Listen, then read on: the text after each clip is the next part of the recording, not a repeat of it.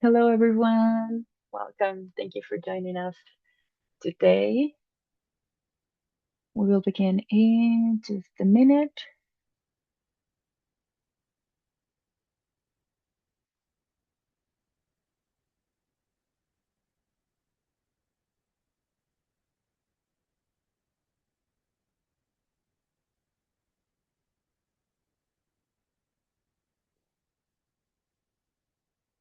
Okay, I think everyone is here now.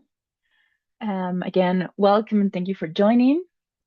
My name is Fernanda, and I am part of the communication team at COMEXUS, which is the U.S Mexico Commission for Educational and Cultural Exchange, which is the Fulbright Commission here in Mexico.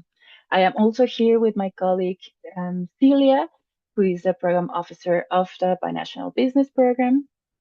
And also, we are also joined by our current grantee, who will share her firsthand experience, and we will have time for a Q&A at the end. Her name is Nala Owens, but first we will begin about like walking you through everything you need to know about the Fulbright-García Robles Binational Business Program, what it is, who is it for, what it covers, and how to apply. Before we dive in, I want to share just a little bit of the context about all the celebrations, some celebrations that we have this year for us. In 2026 marks three milestones for COMEXUS and the Fulbright program. First, the Fulbright program turns 80 years old. COMEXUS is celebrating its 35th anniversary. And actually, the binational business program itself is turning 30. So it's really like a special year to be part of this community. And also a quick note, if you notice by the name, here in Mexico, the Fulbright grants are known as Fulbright-García Robles grants.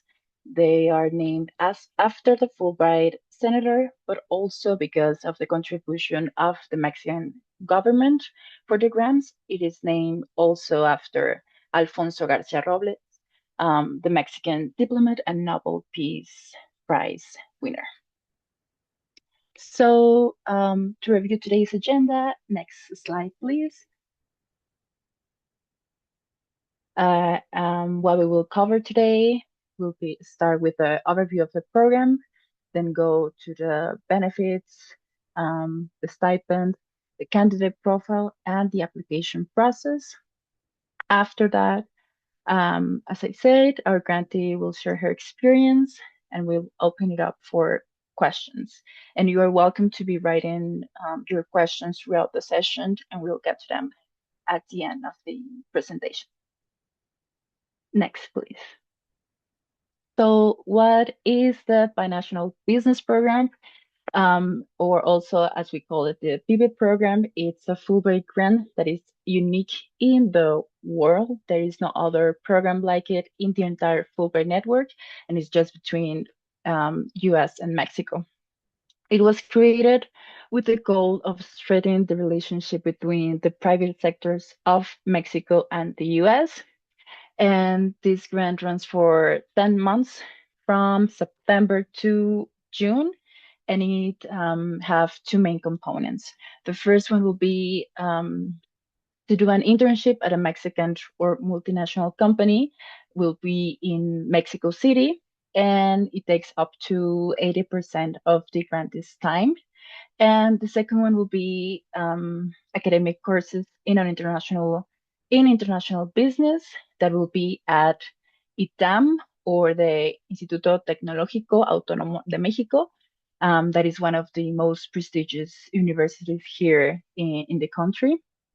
And we can also maybe talk about like a third one that will be a broader exchange experience that is building like real connections with you between the two countries, which is our main mission here for the Fulbright program and the at COMEXUS. In recent years, COMEXUS has placed grantees at companies like Angel Ventures, Endeavor, FTI Consulting, and some more. It can be different from financial institutions, startups, or NGOs. Have a different variety. Next slide, please. So for what the grant covers, there will be a monthly stipend, which is approximately 30,000 Mexican pesos. This is paid directly into, like, to the grantee into a Mexican bank account. That will be once the grantee arrives in Mexico and opens a Mexican bank account. And these funds may be used by the grantee to support, it could be housing, meals, and any other incidental costs during the grant.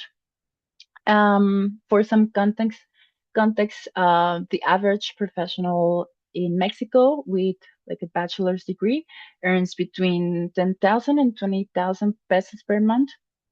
So this is stipend a little bit more higher than that.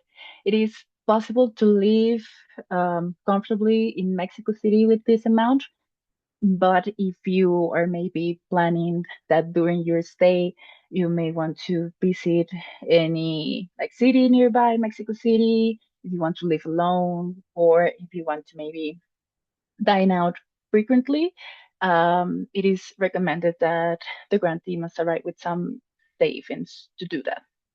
The grant also covers a round trip airfare that is up to 1,000 US dollars. There is also health and incident insurance that's called ASPI. It's for the Fulbright programs. We also have 24/7 mental health support line.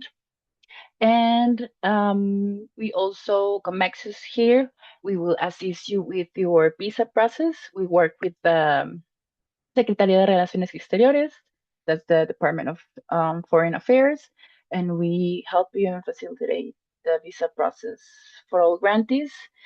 But all the detailed instructions of what you have to do will be provided to the selected grantees when the time comes. Additionally, I mentioned that the grantee will take courses at ITAM, so that tuition is covered for up to 2 courses per trimester. All the grantees must enroll in at least one class for up to 2 courses per semester. And there is also a mandatory welcome orientation that is in the last week of August. That will be before the grant officially begin. And there is also a mid-year or midterm reunion that we call it, that it's in January, and COMEXUS covers all of those travel expenses. Also, worth mentioning would be for as a benefit is that upon completing the grantee receives like a 12 month of non-competitive eligibility for federal government positions for the U.S.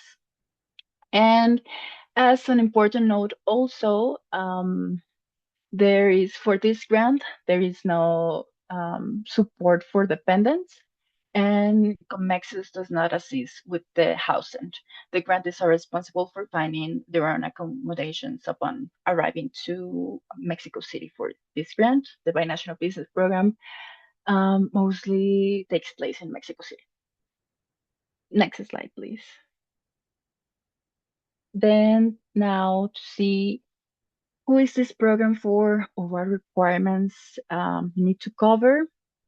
For the ideal candidate, it will be a U.S. citizen with could be a bachelor's or master's degree and fewer than 3 years of like post-graduation work experience. For preferred backgrounds are in business-related fields. So that will be like business administration, finance, economics, international relations, or maybe even law.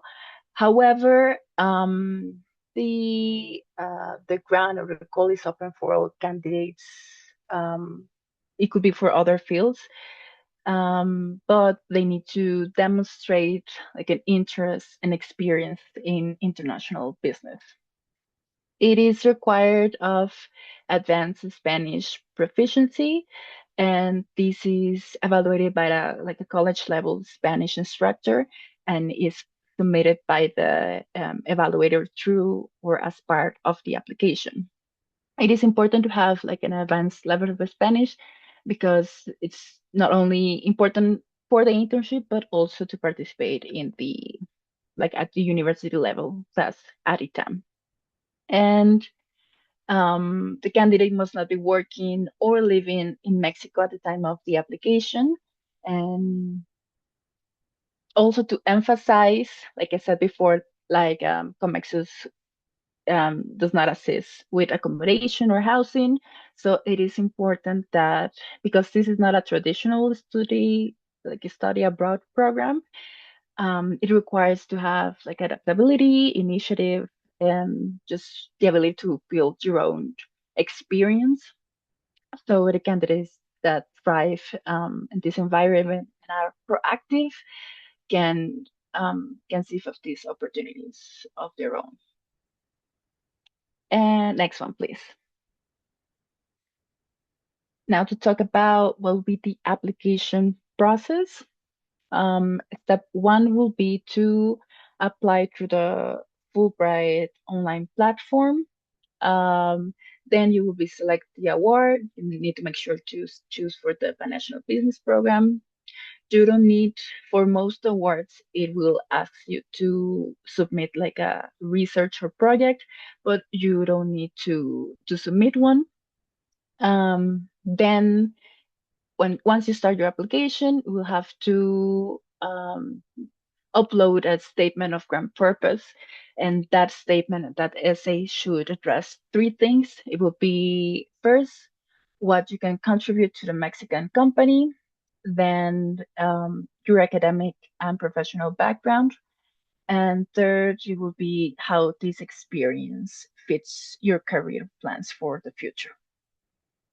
Then for step three, it will be that IIE reviews all applications and forwards a group of finalists to COMEXUS. And IIE, it's the Institute of International Education, which is an organization that administers the Fulbright, like U.S. student program on behalf of the U.S. Department of State. So they receive receive and review all applications and then forward the finalists to COMEXUS for the next stage of selection. And that will be that COMEXUS invites all finalists to an interview with a selection panel. It's just 20-minute interview, and COMEXUS directly does not make the evaluations, but the panel that will be experts and academics from like around binational or business field. And then after the selection, it's when like the company matching process begins. All grantees will interview with all participating companies, which vary are different year from year. And then both the companies and the grantees will rank their preference, and COMEXUS assigns the placements and we try to take in consideration both of the into account.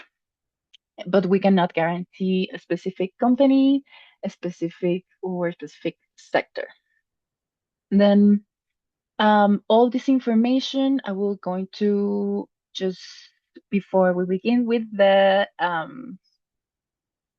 grantee experience session with Nala. I will share with you here in the chat you can find all this information at our website, comexus.org.mx, but for US citizens that want to come to Mexico with a Fulbright grant, you need to go directly to the Fulbright website. And then the application is now open until October. So you can review all of this information, all the details of what you need to put in your essay for the statement of grant purpose. And so you can also send your Spanish evaluator the evaluation for your Spanish proficiency level and overall start your application for now. And then next slide, please. It will be to hand it over to Nala so she can start her presentation, talk about her experience here in Mexico.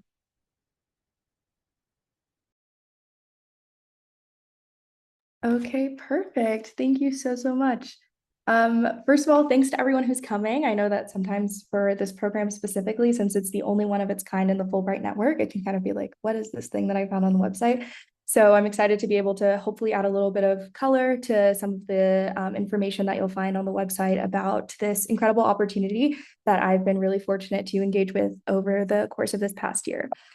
So first, a little bit about me. My name is Nala. I'm from Houston, Texas, and I graduated from Harvard in 2025. So I started this program right out of school, essentially. And though I didn't have undergraduate studies in business, because there is no undergraduate business program at Harvard, I was in an integrated social science program called Social Studies, where you essentially kind of like design your own course of study. And I chose social innovation as my focus. I also had minors in Spanish and civic engagement, and generally had a lot of interest in social innovation in developing economies and emerging markets. My experience with kind of engaging in the global sphere really came from a student organization that I had the privilege of working with called Harvard Model Congress. So with Harvard Model Congress, where I served as the president, it was a 501c3 nonprofit where we hosted around 70 annual educational programs in 35 different countries around the world. So even though I didn't have really direct kind of educational experiences in business as the president of that nonprofit, I was really engaged with a number of different stakeholders in just about every region in the world, on every inhabitable continent. And I think that really opened my eyes to kind of the possibilities that exist in global markets for propelling social innovation projects. And I was really inspired by that to seek postgraduate some opportunities to develop my knowledge in that area and spend some more time abroad. So that's kind of what brought me to look for something like the binational business program. I found it by literally just clicking on the Fulbright website, and I clicked through like every program and I found the binational business one. And it sounded kind of like the perfect blend of having some academic opportunities to engage with, higher education in the MBA program at one of the most excellent schools in Mexico, while also getting some kind of on the ground hands-on experience in an internship. And my main interest coming into this year was really just kind of, like I mentioned before, exploring social innovation and thinking about what that looks like in Mexico, which is, I would say, one of the biggest drivers of kind of entrepreneurial change in Latin America more broadly as well. So what exactly has this looked like for me?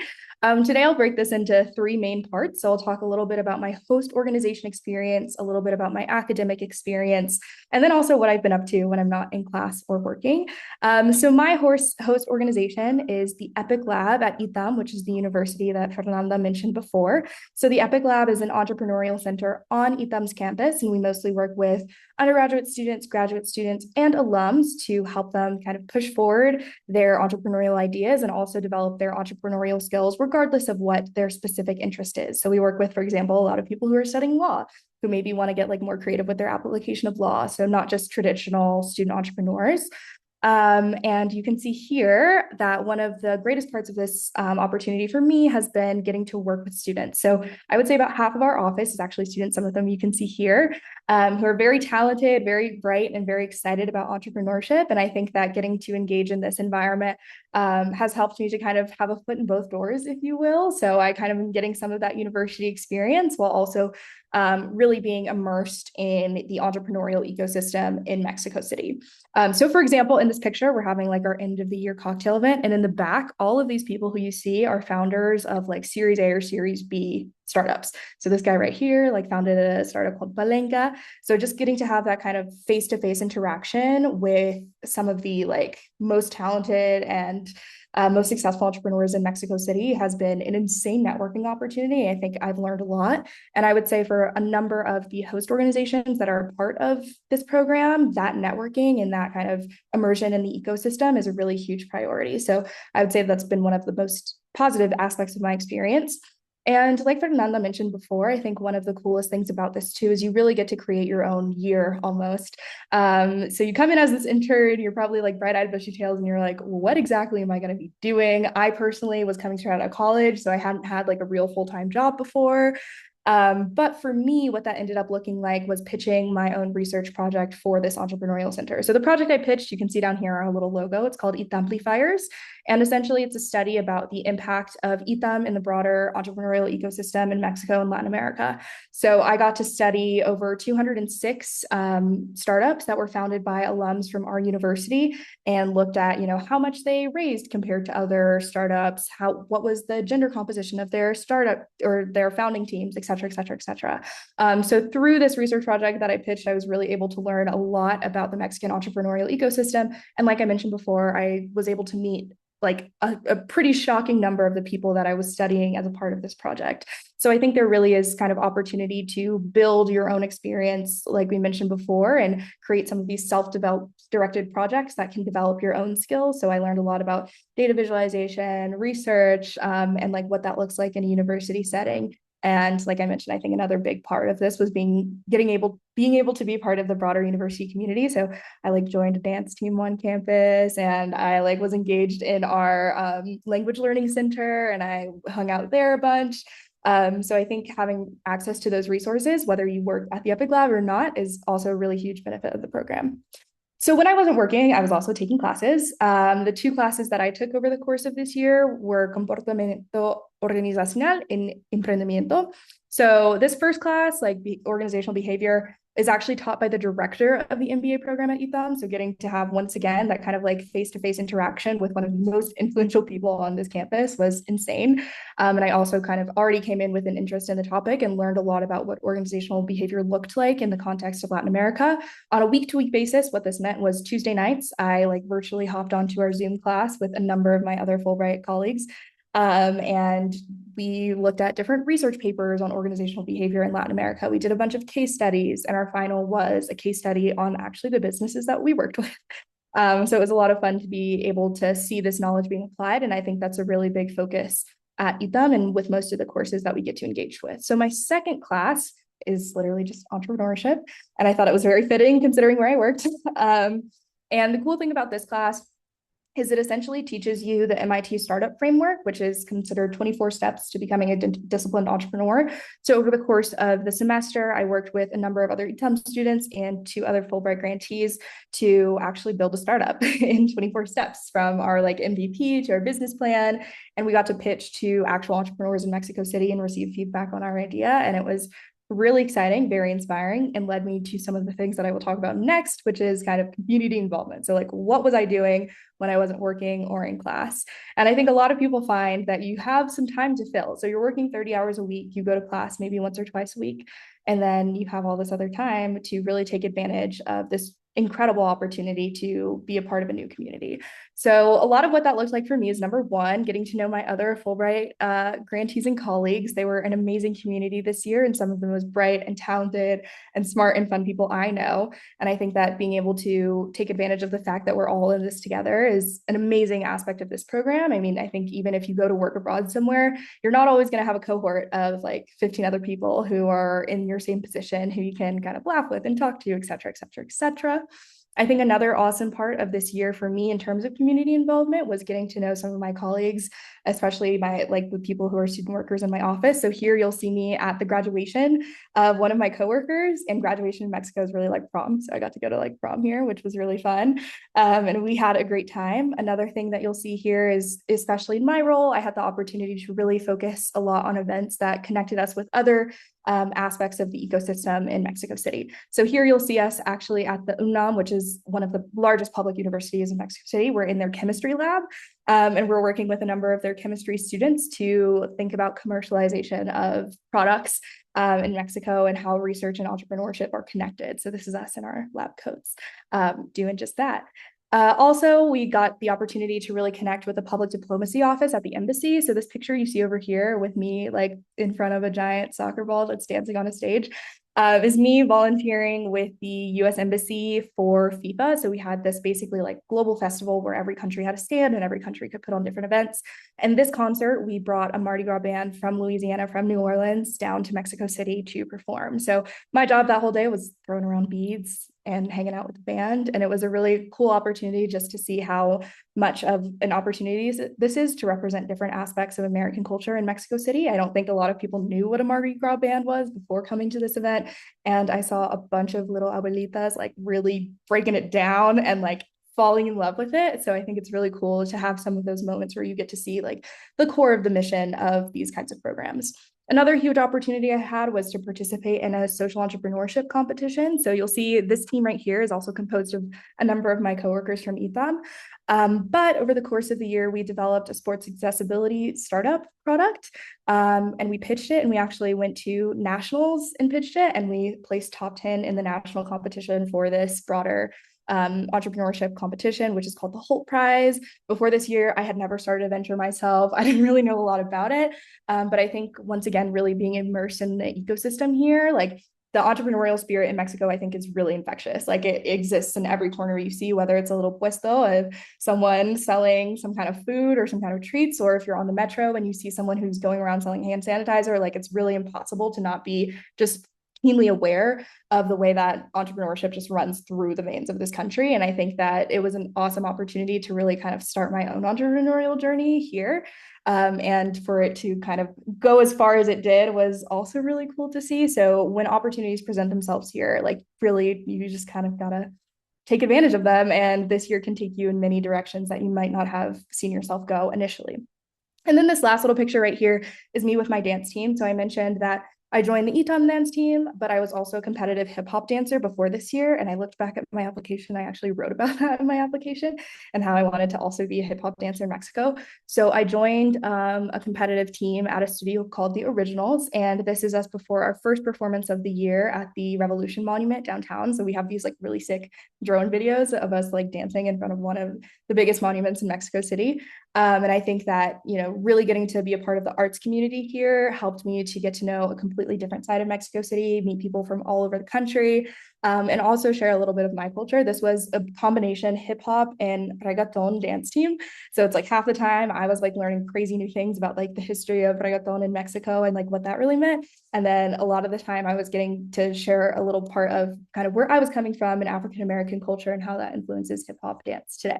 So that's kind of a little bit of what I got up to in terms of my like structured activities, whether it was the startup competition, this dance team, the Fulbrights, things I was doing at work. And then in terms of some other informal things I got up to, I think one of the coolest things about being in Mexico City, which is so central, is getting to see other things. So here you'll see a bunch of little sea lions.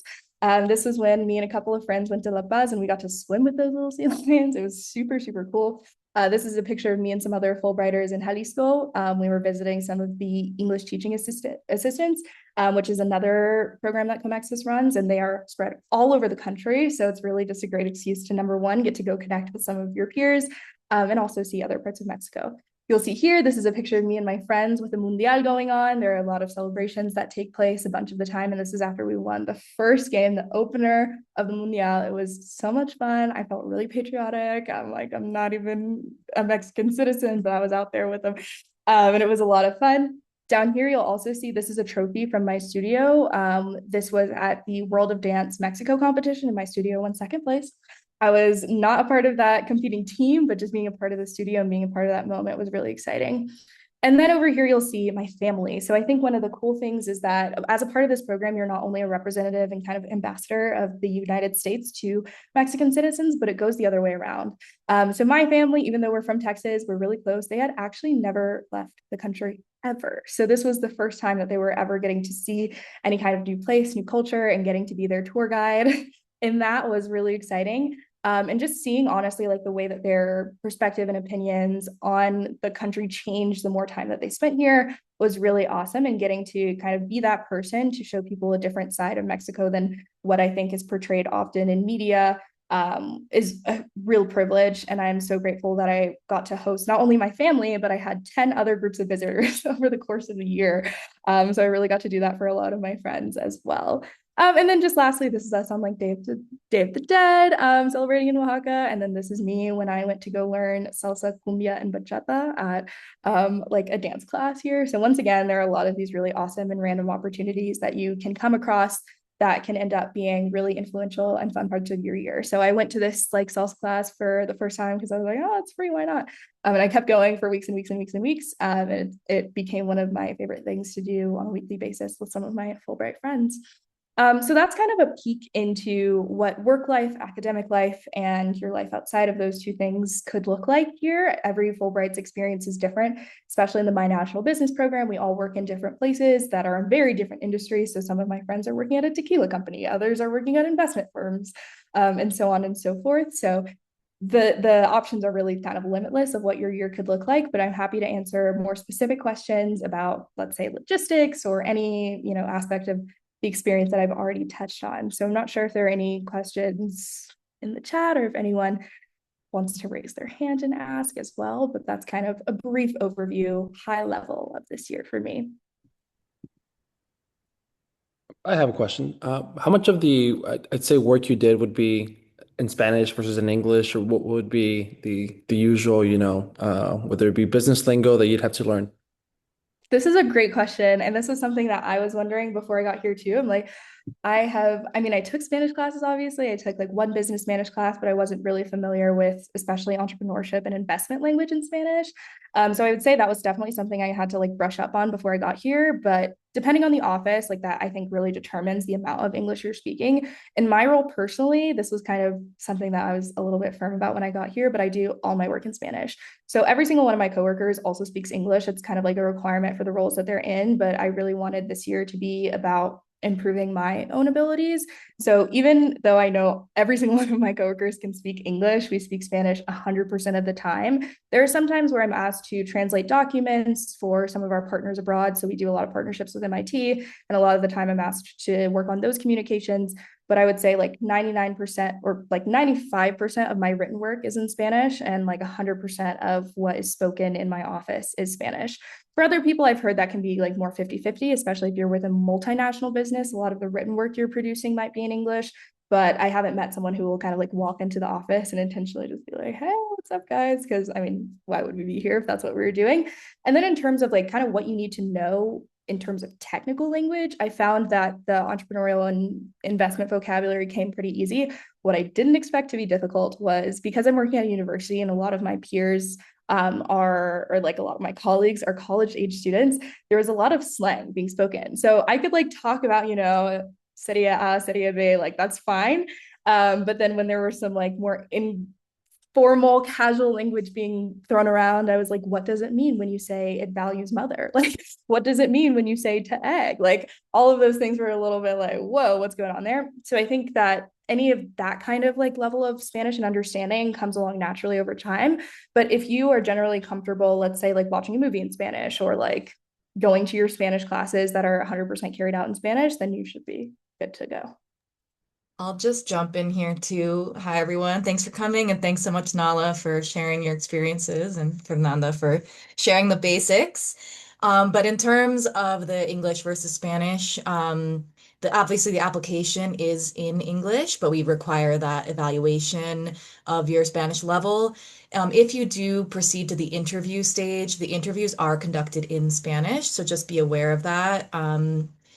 And of course, they know you might be nervous. It doesn't need to be perfect, but it does need to be an advanced level to the idea being we want you to integrate into into society here. And as Nala mentioned, there's a lot of slang, so there's things you're going to be learning. So coming in with a solid advanced level of Spanish is important. But in terms of your own, if you're concerned about anything while you're here, all of the COMEXUS staff were all bilingual. So, and I would be working directly with you as program officer. So, there's always that kind of fallback to English option for things like if there was a help, I don't know, some issue that came up, we could, of course, chat in English too. So hopefully that helps give a bit of context. And please feel free to write other questions in the chat, and we'll continue to answer or raise your hand or come off mute. Thank you both for that. And I have a couple more, but if anyone has questions, then I'll jump in.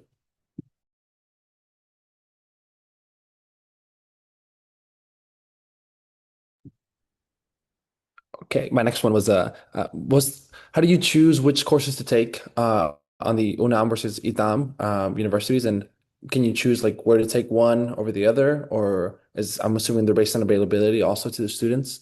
And does the, I guess, level of the course depend on like if you've already I guess because there's junior and senior classes, do you need special permission for those? And there's some graduate classes. How would that work? I'm assuming is that negotiated with the program coordinators? Great question. I'll give like my experience answer, and I'm sure they can hop in with some more kind of like operational and logistical details. But all of the courses that you'll officially be enrolled on behalf of the COMEXUS program are offered through ITAM. The UNAM relationship I mentioned before as a result of kind of like my office and what we get to do. So I got to have that kind of like special dip into both of those worlds. But in terms of the ITAM coursework, formally, you are registered as kind of an exchange student with the MBA office. So the first courses that you'll get the opportunity to register for are within the MBA program once you arrive. And basically what happens is like you'll get an email from Ethan being like, hey, we're so excited to have you. Here are the classes that are available to you. And they range from a number of things, from like organizational behavior, like I mentioned, to like I would say classes that are more focused on hard skills like accounting. So you kind of really get that range of options. So your first trimester here, you have to register in an MBA class just because we start a little bit later than some of the undergraduate courses start. But then in your second half of the year, you get the opportunity to then take also an undergraduate course. And in terms of level of difficulty, I would say ITAM is a really rigorous institution. And I would say that a lot of the undergraduate courses are as hard or maybe even harder than some of the graduate coursework, especially within their economics department. They're known like globally for the rigor of their economics department.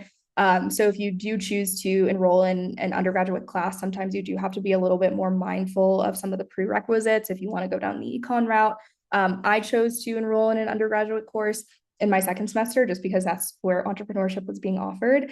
And the methodology that we were learning in that class is something that we teach to our students as well in my center. So I was like, super cool opportunity to be able to do that. And also I think more of the undergraduate courses are offered in person. So I wanted to go to an in-person class in the second half of my year. So the TLDR of everything I just said is you'll get an email that has a list of all the available options to you at the graduate level, your first trimester. After that's over, you'll get another email that's like, here are the graduate course options, here are the undergraduate course options, any prerequisites that you need will be noted. I wouldn't say like in my year, I feel like I had a level of difficulty where I was kind of like, being pushed and thinking about new things, but I was never like crumbling under the weight or like really struggling to balance work in my classes. So I don't think that has been much of a challenge or problem for most people, but you will have a range of options if you want to build your soft skills, if you want to build your hard skills.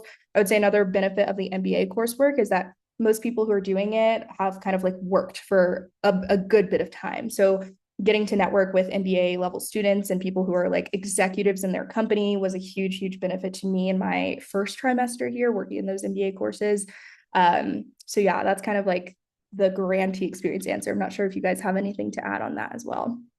I'll just explain that the reason you can only do the MBA course in the first trimester is because of the timing. So the undergrad courses are on semesters, I believe, and the MBA courses are on trimesters. So since the classes would start in, I believe, October for the MBA, and then in January you have a bit more opportunity because that aligns with the semester with the undergrad. So and that's why Nala's mentioning two courses rather than three. That undergrad course counts as two since it spans two trimesters basically.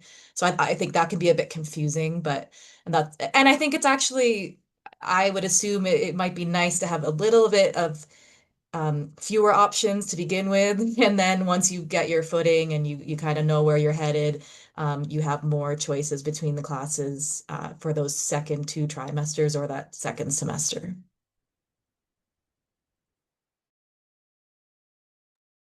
Great. The last thing I'll add that I forgot is in terms of like, it's nice to have some fewer options in terms of how you evaluate those options. You'll one have access to the syllabus. And then also if any of you use Rate My Professor, that also exists here. I think it's called like Mis Profesores or something like that, where you get ratings and comments on like every single one of the professors. So I think a lot of people kind of like take that into account. And I've had excellent, wonderful, like nothing but the best experiences with my professors here. They've all been very kind and excited to like have us there. have a little bit like of this binational perspective, and like just really involved. So I would say that's another good resource. Thank you both.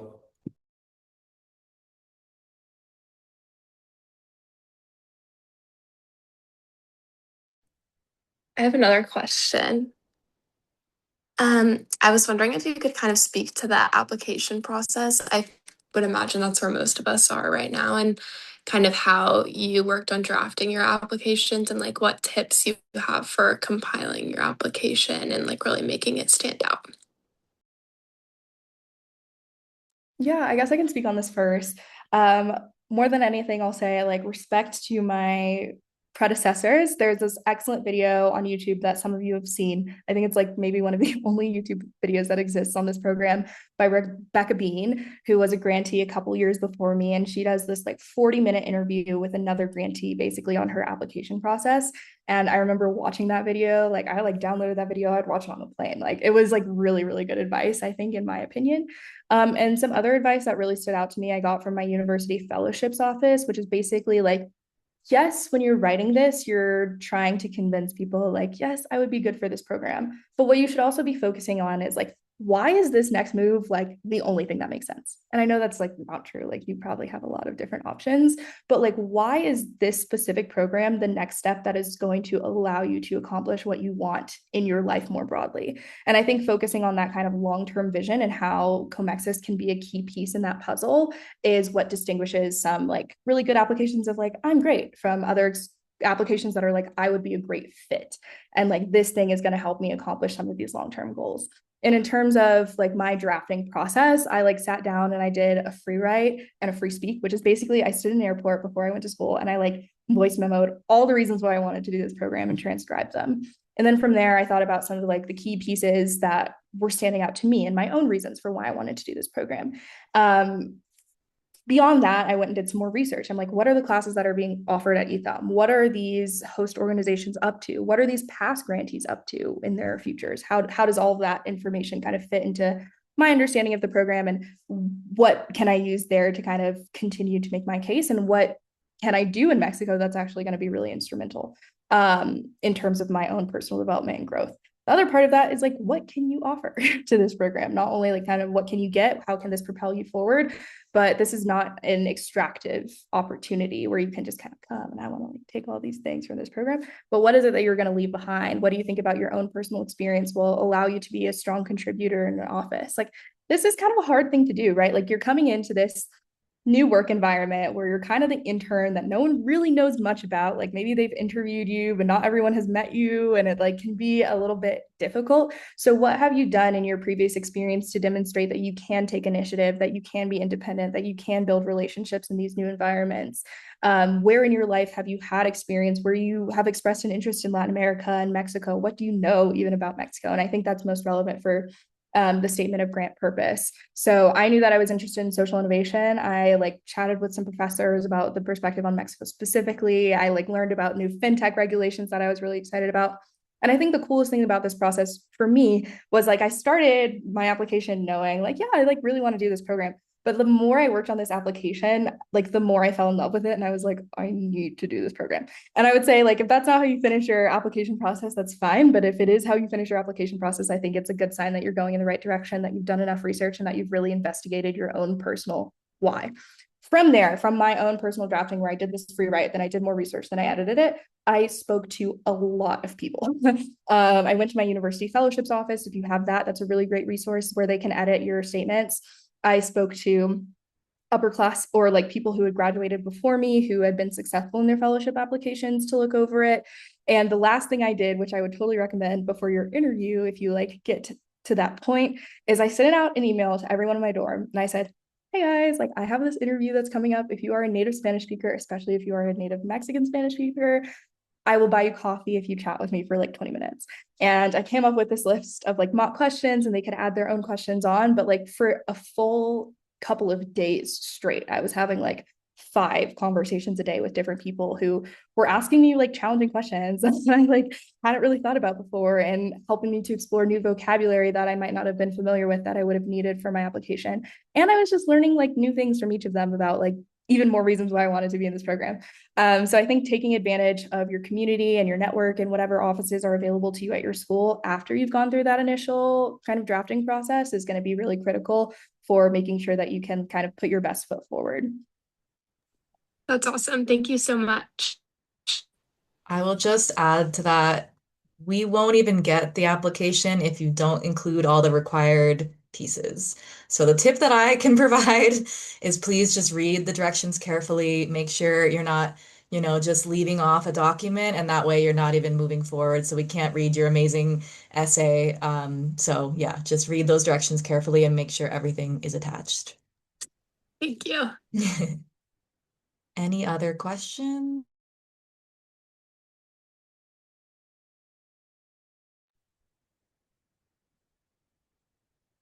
I do have one more, but this one's more on the I guess criteria to see if I'm allowed to apply. So I've done some previous work with some VC funds in Mexico City, and some of the ones that I've spoken with, they actually recommend us, as my parents are Mexican, to get a Mexican citizenship. I'm in the process of getting that. Does that affect? I've started the paperwork, but I don't have it yet. Does that affect my qualifications for this type of award? If I would be a dual citizen. No, and Fernanda can correct me if I'm wrong on this, as I'm newer to the team, but you can be a dual citizen. That's fine. That not a problem. The issue would be if you have been living in Mexico like recently or working in Mexico like this year and you're applying for this coming year. But having dual citizens, we have quite a few apply and quite a few participate. That's not a problem. Thank you.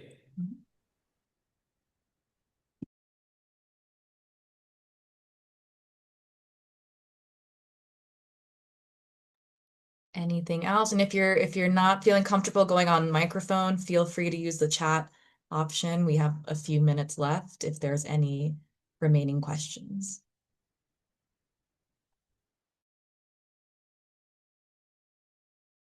Hi, sorry I can't turn on my camera right now. But I was just wondering for Nala, you've given so much information to us, but is there any advice you could think of that we should take away from this that you haven't already talked about? Yeah, that's an excellent question. I think in terms of like where you're at right now in the application process, just like really digging your heels in and doing as much research as you can about like, working in Mexico or about ITAM or any aspects of the program is going to really serve you. But also in addition to that research, really doing some deep reflection about like, what do you want out of your postgraduate experience? Like, what are your long-term goals? And I think the more clarity that you have about that in the application process, like you're going to be more convincing, number one, and you're going to do better in your interview. But number two, when you actually arrive, I think that is going to really serve you in terms of deciding how you spend your time here, right? Like I knew coming in that I really wanted to be involved in the entrepreneurial ecosystem, and I was fortunate to have a placement that helped me do that. But I was able to then pitch a project that would allow me to do that even more, right? So coming in with that level of clarity allows you to really grab the bull by the horns and like take advantage of the opportunity in front of you.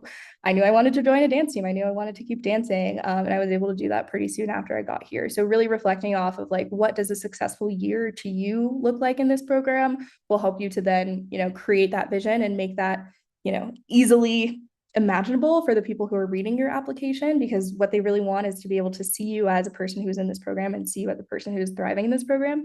So I think it just helps you in a lot of those different ways.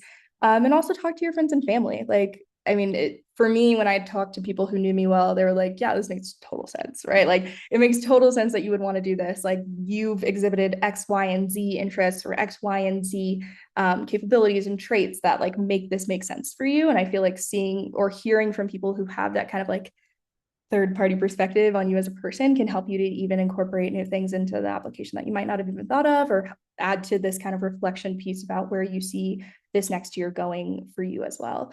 And also the last thing is, I mean, not to open up my peers to like a flood of LinkedIn DMs, but one thing that I didn't do that I really wish I had was speak to former grantees, I think I was just really intimidated. I was like, wait, there are these really cool people who've gotten into this really cool program. Like, why would they ever want to talk to me?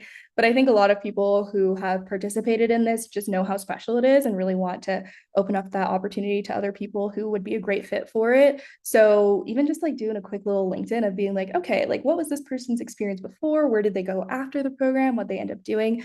Or having the opportunity to connect with someone for a couple minutes over a call can be really helpful in informing your next steps as well. Because if this program isn't a good fit for you, like you also want to know that, right? Like you also want to be aware of like, maybe this would not be a good experience for me. Maybe I need to be like looking for other things. But I think that a lot of my peers who spoke to people who had done the program before also got really, really good perspective on like what it would actually be like and like how they could really take advantage of the year and how they wanted to paint that picture for the committee of people who are involved in the decisions. Thank you so much. That was really helpful.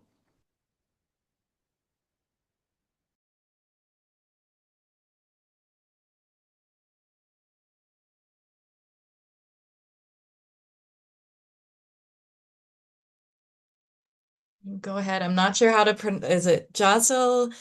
Yeah, Giselle, no worries. Giselle, okay. Thank you. Yeah, it's definitely different spelling. Hi, so you had talked about a number of the amazing projects and ventures that you'd worked on, and I was really curious if, the idea that you had coming in about kind of what your next steps would be after the program kind of changed as you really got involved and, met all of these amazing people and got to work on so many different things.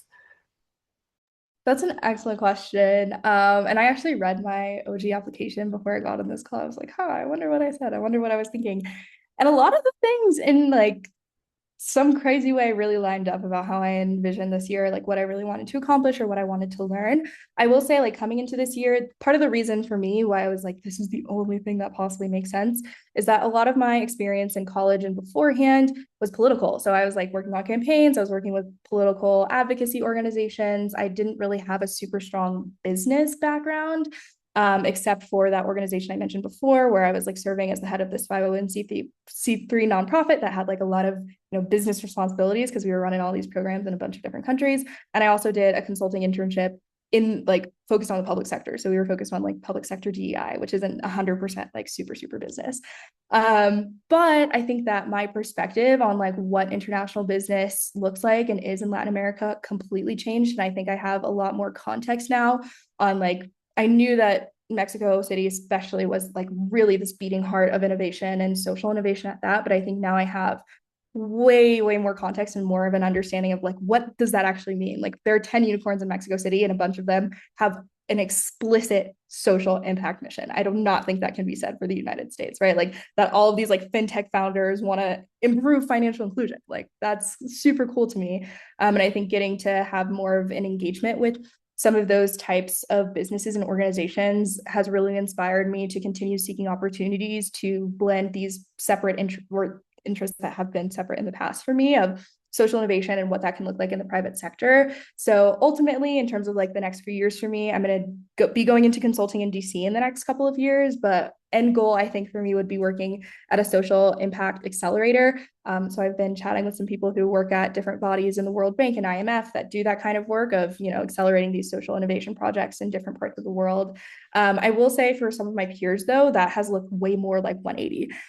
So a lot of people like came thinking they'd do this program for a year, like whatever, who knows, and now they're staying. So or like the girl who had my role before me, after having this job at the Epic Lab, she became the chief marketing officer for a startup that does like HR tech in Mexico City. And that wasn't where she thought her life was going either, because she also studied like political science. So I think a lot of people through kind of the network that you build and the experiences that you have and like just the kind of tactical things you learn, your plans can change. Especially when it comes to people who have chosen to stay. I think a number of them didn't necessarily 100% expect themselves to do that straight out of the gate. But I think it's one of the like really fun and exciting things that can be a part of this year. Thank you so much. It's so helpful. And congratulations too. Thanks.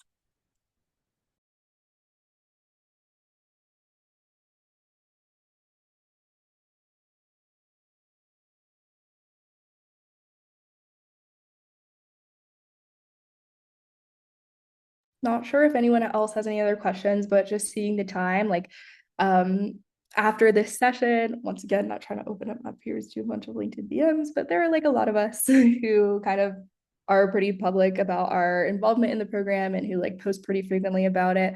And I'm sure that you can find those people. So I think there are a number of people who are very, very passionate about this program and like the role that it's played in our lives. Who would be very excited to like talk to you guys. So like, don't just take it from me. Like there are a lot of other people who have had very ranging and cool and different experiences, who I would totally recommend that you like take a peek at as well. But yeah, thanks to everyone for coming. I hope that this has been helpful for you in some capacity. And I'm not sure if Celia and Fernanda also have some additional kind of like closing thoughts before we wrap up for today. No, that will be everything. We are just arriving to the end of the hour. We are recording this session, so we'll be uploading this on our YouTube channel and sharing the link on our social media channels also, so you can look back to it if it's necessary. If you're starting your application, if you have any questions, you can like rewatch this session. But thank you so much for being here, for joining, and we hope to see some of your names in the application and on the interview process, and hopefully like a future grantee for the next cycle. Thank you so much, Nala, and thank you, Celia, also. Thank you. Take care, everybody. Thank you so much. Bye.